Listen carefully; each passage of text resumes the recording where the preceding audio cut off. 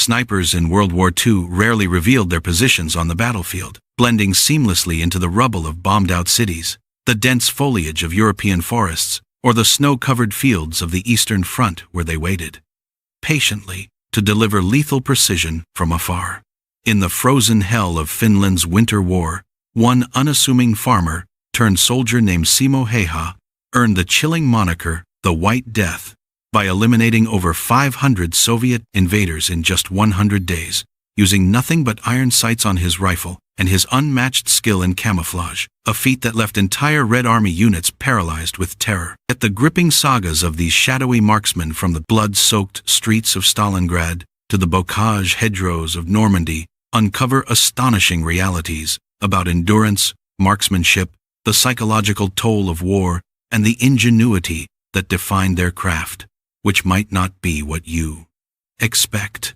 On March 6, 1940, a Soviet bullet tore through the jaw of Finnish sniper Simo Häyhä during a fierce engagement in the Kala River sector, exploding on impact and leaving him gravely wounded amid the snowdrifts.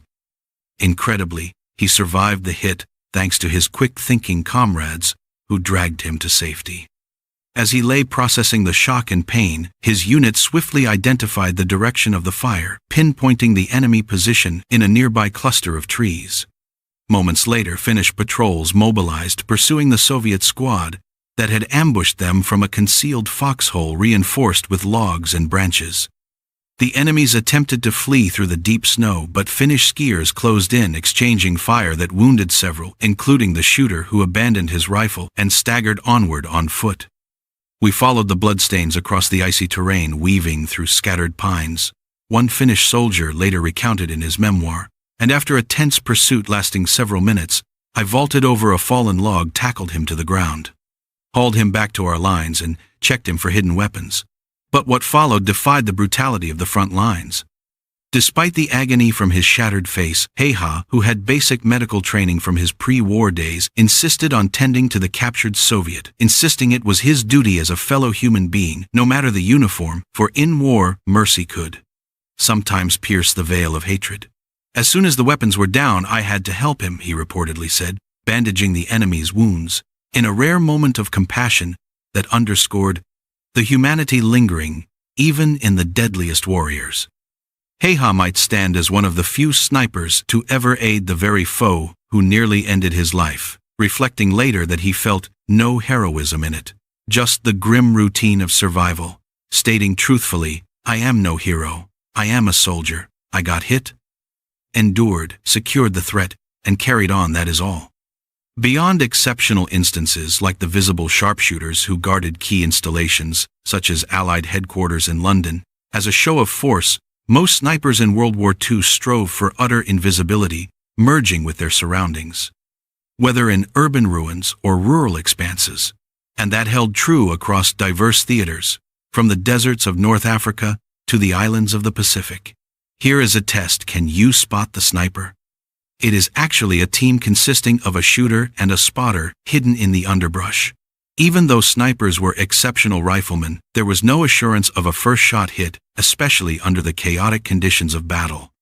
On a still day without gusts, a sniper could reliably strike a target up to 800 meters away initially. And if the round fell short, the splash of dirt or snow, where it impacted relative to the mark, offered vital hints for corrections. The spotter delivered swift, precise guidance, enabling the sniper to recalibrate and fire anew. All right, elevate half a mil and shift left, a quarter re-engage. One spotter might call out, confirming the hit with "got him." But why heed the spotter is not the sniper, the expert. The spotter is often the veteran of the pair. Many assume the shooter handles it all, pulling the trigger, knowing every detail. But that is false. The spotter is the seasoned one, computing the math-wind calculations, necessary adjustments. Truly, the bullets in the rifle belong to the spotter, who directs the shooter on exactly what to do and when. The most unpredictable factor affecting shot accuracy was crosswind. Spotters frequently employed simple anemometers or observed environmental cues, like swaying branches, to gauge wind speed and direction at their hide. Yet winds could swirl variably stronger or weaker en route to the target, adding layers of complexity, as seen in the gusty conditions of the Italian mountains, where Allied snipers struggled against Axis counterparts. Another key element was gravity, pulling the bullet downward in a curved path, not a flat line. The greater the distance, the higher the aim point above the target. Adjustments typically involved dialing elevation or windage knobs on the scope, then centering the crosshairs. But after a miss, speed was essential, lest the quarry flee. So snipers often held over, shifting the reticle off-center using mil dots or hash marks for rapid tweaks, a technique honed by German marksmen like Matthaus Hetzenauer, who tallied 345 kills on the Eastern Front. Beyond gravity, the Earth's spin influenced bullet paths via the Coriolis effect. Rotating west to east once fired, the ground shifted beneath the projectile, so shooting westward made targets rise slightly, causing low hits, while eastward shots hit high, though, at World War II, ranges up to 1,000 meters. This was often minimal, yet critical for long shots, explaining why precision-obsessed snipers like the Finns accounted for it in their calculations, and humorously, why those ignoring science faltered. To accurately factor wind, gravity, and subtle rotations, precise target distance was vital. For illustration, if the enemy stood at 780 meters, but the spotter misjudged it as 680, the bullet could drop 7 inches low, missing entirely. Thus, spotters relied on optical rangefinders, like the British coincidence models, or German Zeiss binoculars, which gauged distance by aligning split images. Consumer versions reached perhaps 90 meters, but military handheld units extended to 1.5 kilometers, often paired with monoculars, while tripod-mounted, heavy variants spotted up to 20 kilometers, as noted in wartime manuals. On that theme, the deadliest confirmed sniper tally in World War II belonged to Finnish legend Simo Häyhä, who dispatched foes at over 400 meters with his Mosin Nagant rifle, the bullet arcing through frigid air for seconds, a record unchallenged until later conflicts, and verified through Finnish military logs. While steadying the rifle, each breath and trigger squeeze minutely jostled the setup. These micro-movements magnified over range to where a pounding heart could throw off aim. Hence, snipers cultivated calm, slowing pulses to squeeze between beats. A disciplined Soviet sniper, Vasily Zaitsev, mastered during Stalingrad's rubble, where he dueled German ace Erwin Koenig timing shots amid rubble dust and distant artillery.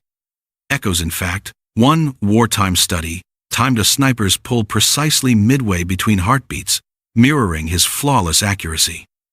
Incidentally, military snipers seldom targeted heads. Pondering at heads were compact and bobbed erratically tough at extended ranges, especially beyond 300 meters, where foes loomed. So they opted for center mass, the torso's upper chest, offering a broader zone and greater lethal odds, as German doctrine emphasized, for their carabiner 98K wielders. Police marksmen conversely operated at closer quarters, perhaps aiming for heads or limbs, particularly if hostages shielded the threat.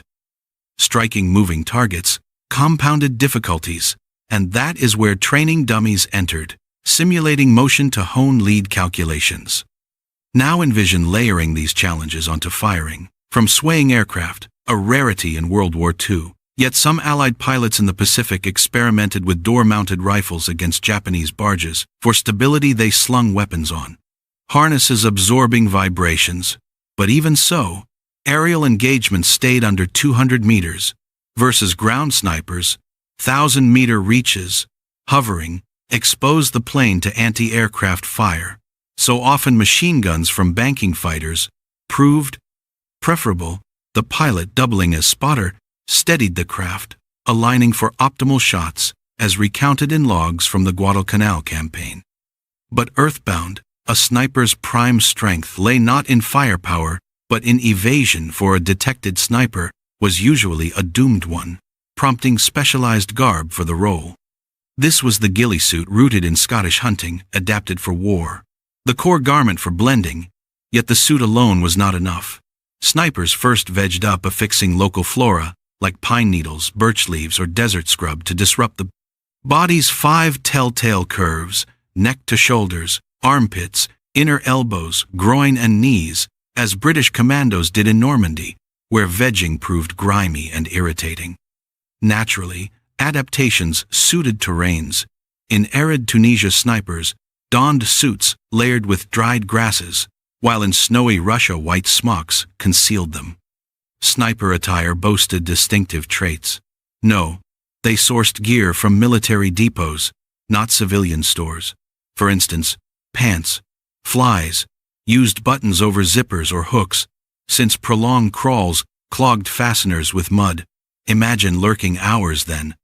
Needing discreet relief, a jammed zipper could betray position.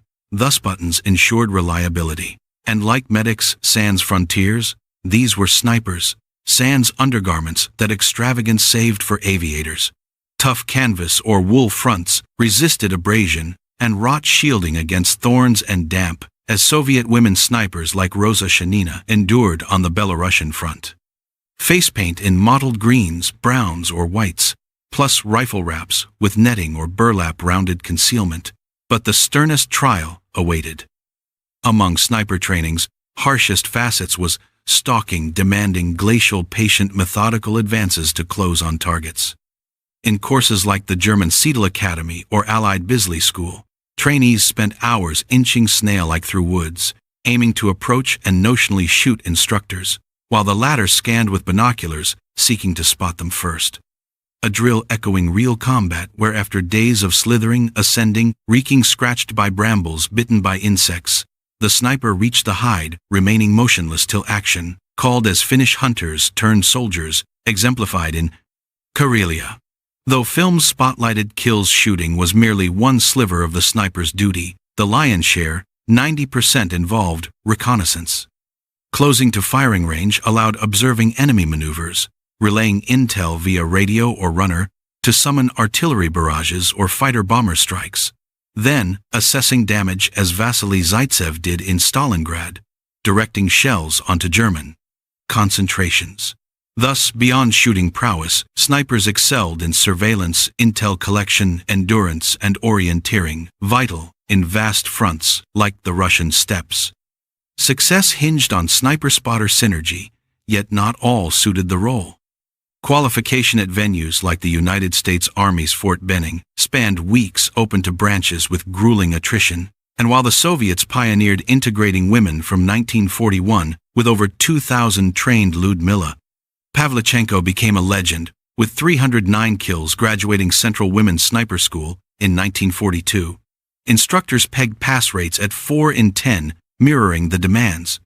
Psychologically, snipers echoed minefields or booby traps, instilling perpetual dread with high lethality per strike and elusive reprisal. Indeed, massed sniper use, as in Stalingrad, sowed terror, stalling advances, making troops hesitant to expose themselves. It is uncontroversial that sniping demanded a unique psyche, not emotionless, but the jest ran. The first sensation post-trigger was recoil. Yet peril abounded. If seized, snipers endured harsher abuse than infantry for their asymmetric threat. Low risk, yet high impact, prompting discards of ghillie suits and scoped rifles to masquerade as regulars upon peril as captured Germans did on the Western Front. But how to ensnare a sniper and diminish their edge? They hunted high-value prey so passively, officers shed bright insignia, adopting muted patches harder to discern, plus curbing overt salutes or creating no-salute zones, curbed identification as allies implemented in Normandy. Active ripostes encompassed deploying counter-snipers, for it took expertise to counter expertise. All the while, canine patrols thrived, sniffing hides, as in the Pacific, where dogs flushed Japanese marksmen. To supplant snipers, no need for futuristic gadgets in World War II's. Waning reconnaissance planes and spotter aircraft proved potent scouting positions, guiding artillery and exposing camouflage nests while advancing thermal-like tech. Though nascent, made concealment tougher, as infrared experiments hinted at future vulnerabilities, rendering even master snipers visible through their heat signatures in the evolving dance of warfare.